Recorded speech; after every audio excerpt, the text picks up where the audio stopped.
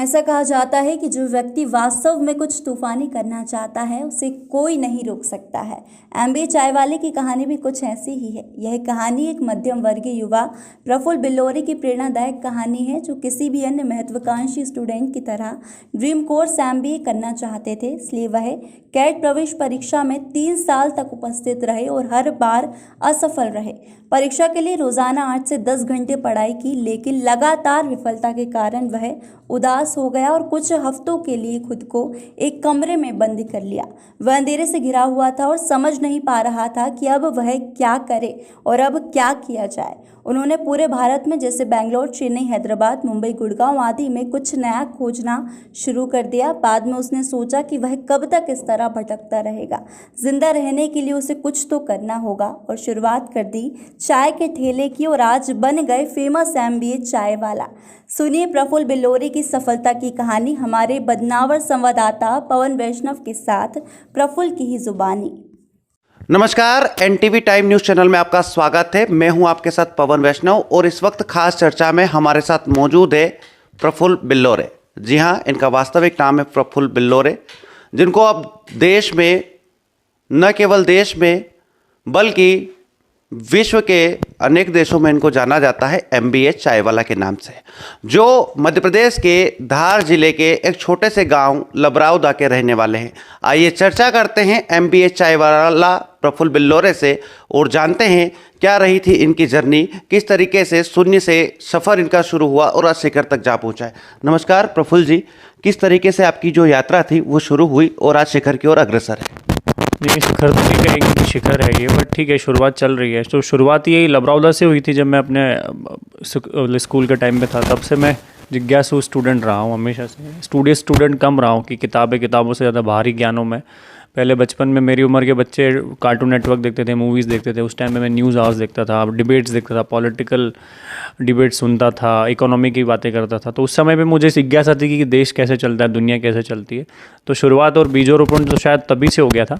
तो उसी टाइम पे जब मैं पिनाकिनी सर के यहाँ भी पढ़ता था, अंग्रेजी सीखता था कि कैसे मैं अंग्रेजी बोल पाऊँ, तो उस टाइम पे लग गया था कि बड़े कॉलेज से एमबीए करना है, अच्छे लोगों के साथ बैठना है, उठना है, नौकरी करना है। पर वो नहीं हो पाया। तो वही फिर एमबीए चाय वाला की शुरुआत हुई एक चाय के ठेले से। साढ़े चार साल के आसपास के, लगभग 25 जून 2017 की बात है।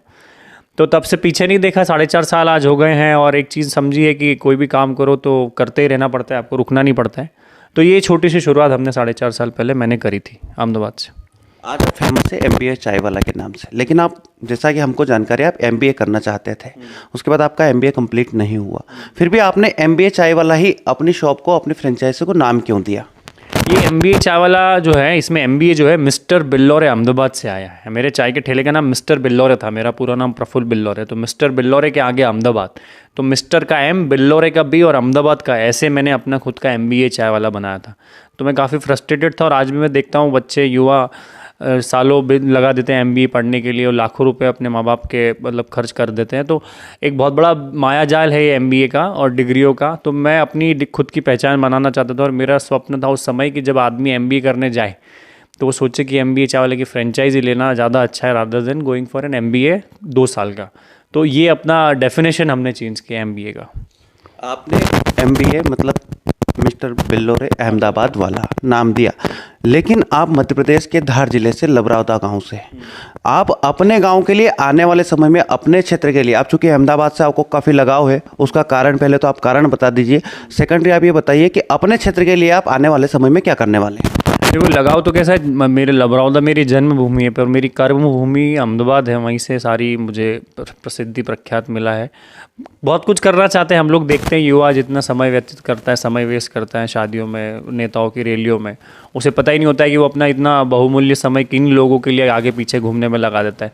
तो बड़ा दुख होता है मुझे और वही उन्हीं के लिए मैं करना चाहता हूँ। अगर कोई भी व्यक्ति मुझे सुन रहा है, अगर उसको बिज़नेस करना है, अपना खुद का कुछ चालू करना है, तो मैं एक बहुत अच्छा आपके लिए मददगार साबित हो सकता हूँ। एज ए मेंटर आपके लिए मैं मदद हो सकता हूँ, गुरु बोल सकते हो छोटा आप मुझे, आपका मैं पहला कस्टमर भी बन सकता हूँ।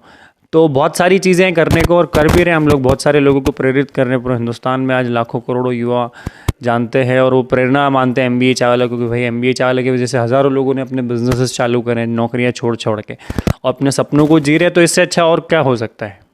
जैसा कि आपने बताया कि कई युवा जो होते हैं, युवा वर्ग, वो नेताओं की रैलियों में अपना समय बर्बाद करते हैं, लेकिन आपको भी सोशल मीडिया के माध्यम से हमने देखा था कि आप आपकी रैली में गए, आपके वहाँ गए थे, आपने चाय का स्टॉल लगाया, बिहार में भी गए थे। आपने उसको किस तरीके से मैनेज किया? वहाँ से प्रसिद्धि भी आपने कमाई, साथ ही कुछ वहाँ से आपने रुपये भी कमाए होंगे। तो युवाओं को क्या संदेश देना चाहते हैं कि नेताओं की रैलियों में जाए तो किस प्रकार से जाए? नहीं, क्यों जाना? क्यों? अगर आपका उद्देश्य, अगर आप सेल्फिश नहीं है और अगर आपका खुद का व्यक्तिगत कोई उद्देश्य नहीं है, आपके मेरा तो नाम हुआ, हमने तो नाम कमाया, मैंने पैसा कमाया, आप क्या कमा रहे हो? बहुत समय लोग व्यतीत करते हैं, समय वेस्ट करते हैं, उन्हें पता ही नहीं होता है कि वो पानी के ऊपर पत्ते की तरह बह रहे हैं, जहाँ पानी ले जा रहा है वहाँ पत्तों की तरह जा रहे हैं। ऐसा नहीं होता है, आपको अपनी जर्नी खुद बनानी पड़ती है, अपनी यात्रा अपने हिसाब से डिज़ाइन करनी पड़ती है। मतलब मुझे ऐसा लगता है कि हम सबको, युवाओं को थोड़ा सेल्फिश होने की ज़रूरत है, थोड़ा सा लालची होने की ज़रूरत है, क्योंकि हमारा भविष्य का निर्माण हम नहीं करेंगे तो कोई और नहीं करेगा। तो भीड़ का हिस्सा ना बने, खुद की पहचान बनाए, खुद के लिए बनाए। देश में 2 चाय वाले फेमस है।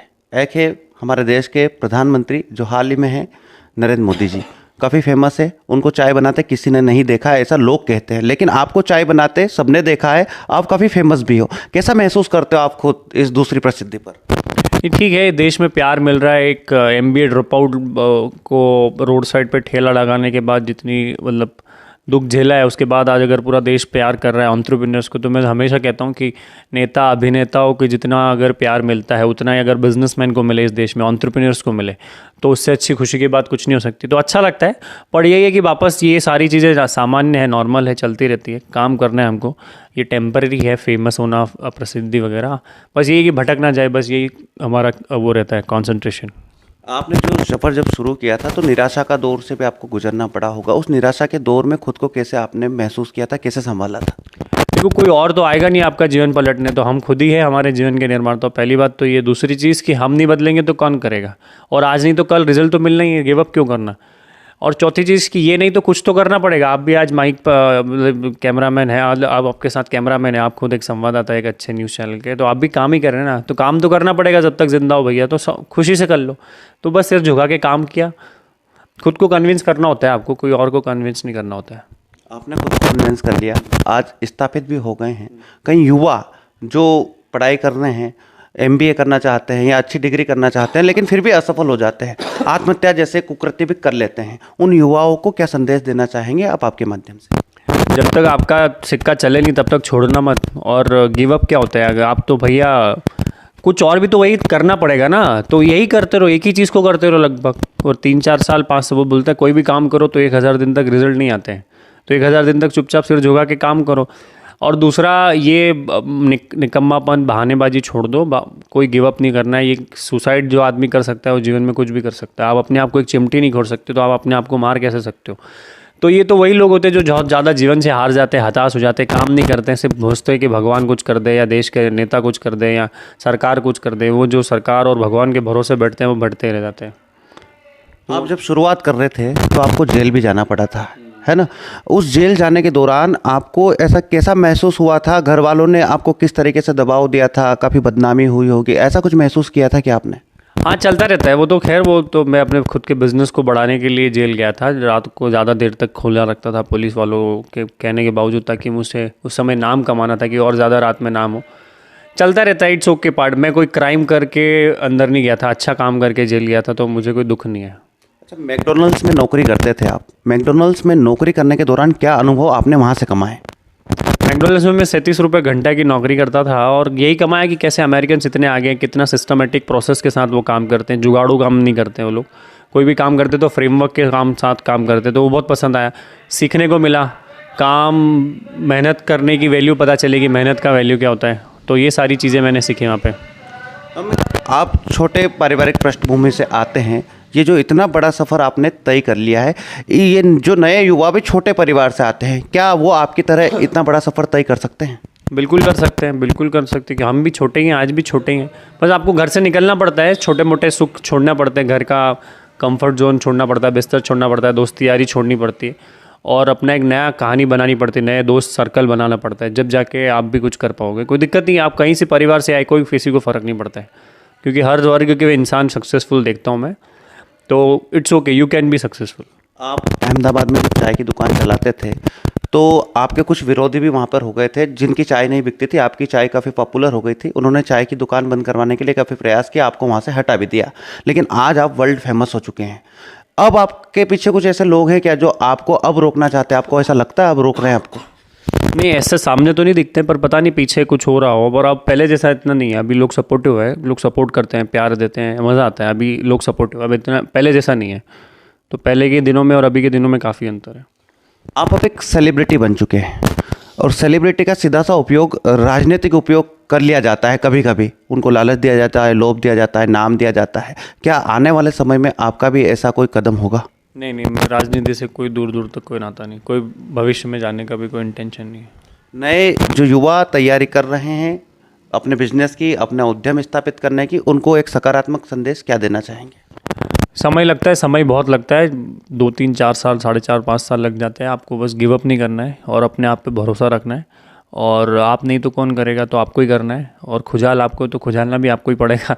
तो बस लगे रहिए और चिपके रहिए अपने लक्ष्य से।